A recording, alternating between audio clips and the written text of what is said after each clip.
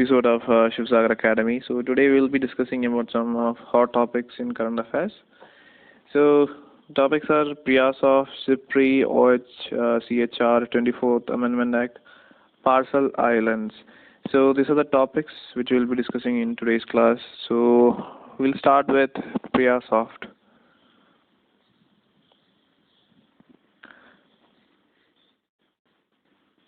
So discussing about PRSOFT, it aims to keep track of all inflow and outflow of Panchayat Raj institutions. So these applications facilitate better financial management of Panchayat Raj institutions by bringing about transparency and accountability in maintenance of accounts, thereby leading to better credibility and ultimately strengthening of PRIs. So it's a centralized accounting software intended for use by all three levels of Panchayat Raj, namely Silla, Block and Village Panchayat. So apart from making the process of accounting simple and easiness, it ensures a better financial management, transparency and accountability at Panchayat level. So this is what PRIASOFT is. It helps to track the inflow, that is the receipts, and outflow, that is the expenditure of Panchayat Raj institutions. So the application also facilitates better financial management of Panchayat Raj institutions. It's all about bringing transparency and accountability in maintenance of accounts, thereby leading to better credibility, ultimately strengthening of PRIs. So that is about PRIASOFT. And the next thing in news is CIPRI, that is nothing, Stockholm International Peace Research Institute, CIPRI. So it's a short form. So discussing about Stockholm International Peace Institute, recently the annual report of trends in world military expenditure 2019 was released by Stockholm International Peace Research Institute.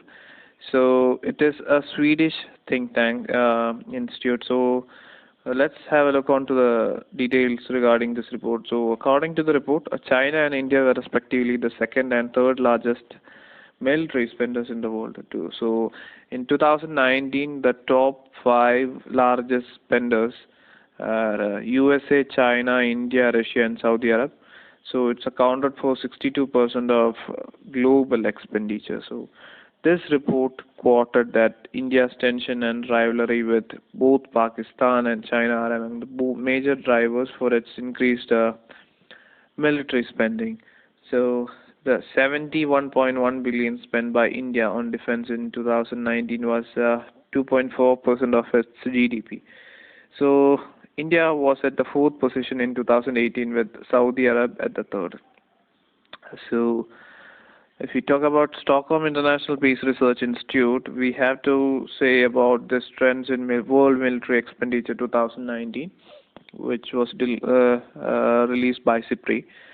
So according to the report, China and India were the second and third largest military spenders in the world. So that is all about CIPRI.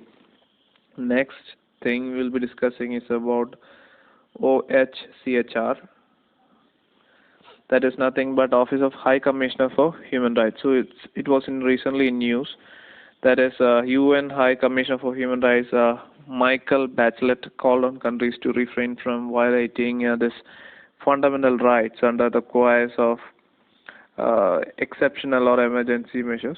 So the UN rights chief was recently warned that countries flouting the rule of law in the name of fighting the corona pandemic risk sparking a human rights disaster. So that is why it is in news. So talking about OHCHR, that is Office of High Commissioner for Human Rights.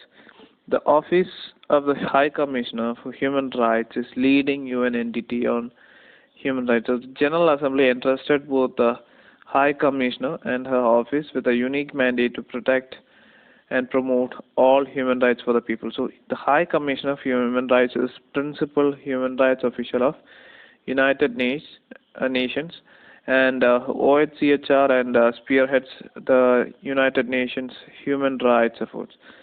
So it's a part of United Nations Secretariat and its headquarters in Geneva. So talking about Human Rights Council, It was established on 15th March 2006 by UN General Assembly and reporting directly to it. So it replaced the 60-year-old United Nations Commission on Human Rights as the key united intergovernmental body responsible for human rights.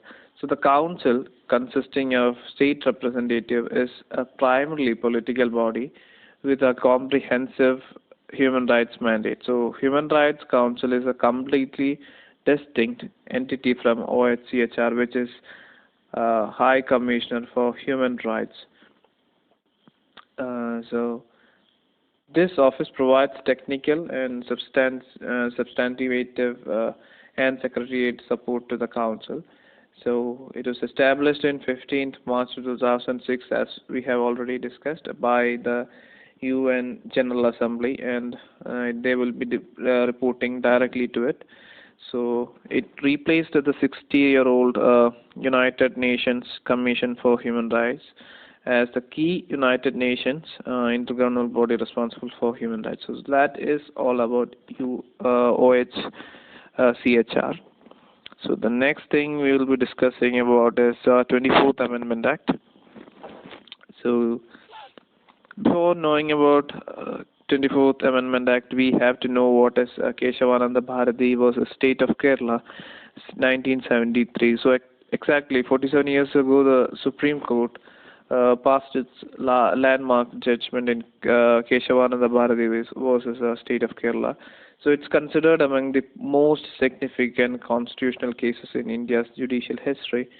So on April 2024, 1973, Chief Justice Sikri and 12 judges of the Supreme Court by a 7-6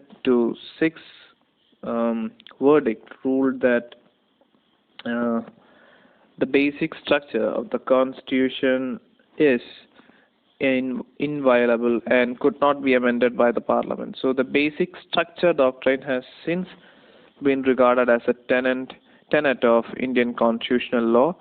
So in Keshavananda Bharati versus State of Kerala case 1973, the case Supreme Court overruled its judgment in Golaknath case 1967. So it also upheld the validity of 24th Amendment Act and stated that Parliament is empowered to abridge or take away any of fundamental rights. So that was the verdict of the case, which has happened in 1973. At the same time, it laid down a new doctrine of basic structure of the Constitution, and also it ruled that the constituent power of Parliament under Article 368 does not enable it to alter the basic structure of the Constitution. So this means that Parliament cannot abridge or take away a fundamental right that forms a part of basic structure of the Constitution.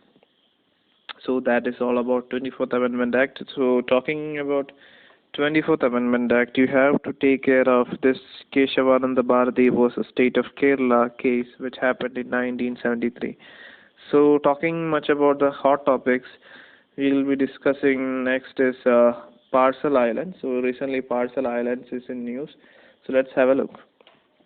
So the Chinese government had unilaterally named 80 islands, reefs and other geographical features around the Partially Islands and the Parcel Islands with Chinese names.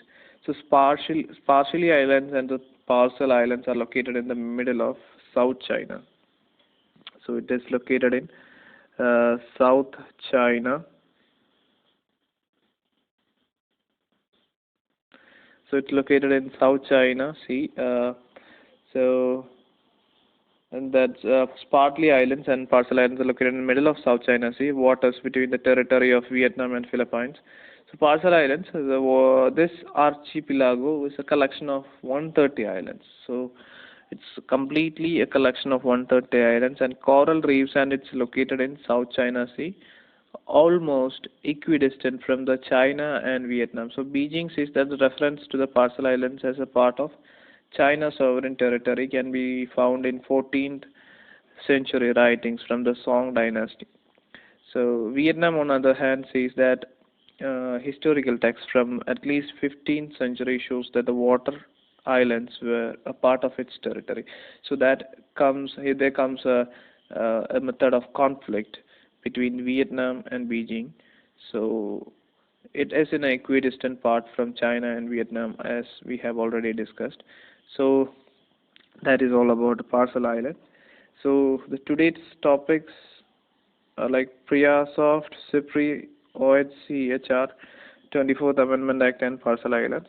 So hope you like this video. If you have any suggestions or comments, kindly comment in the comment box below. And if you need more videos, kindly subscribe our channel Shiv Sagar Academy.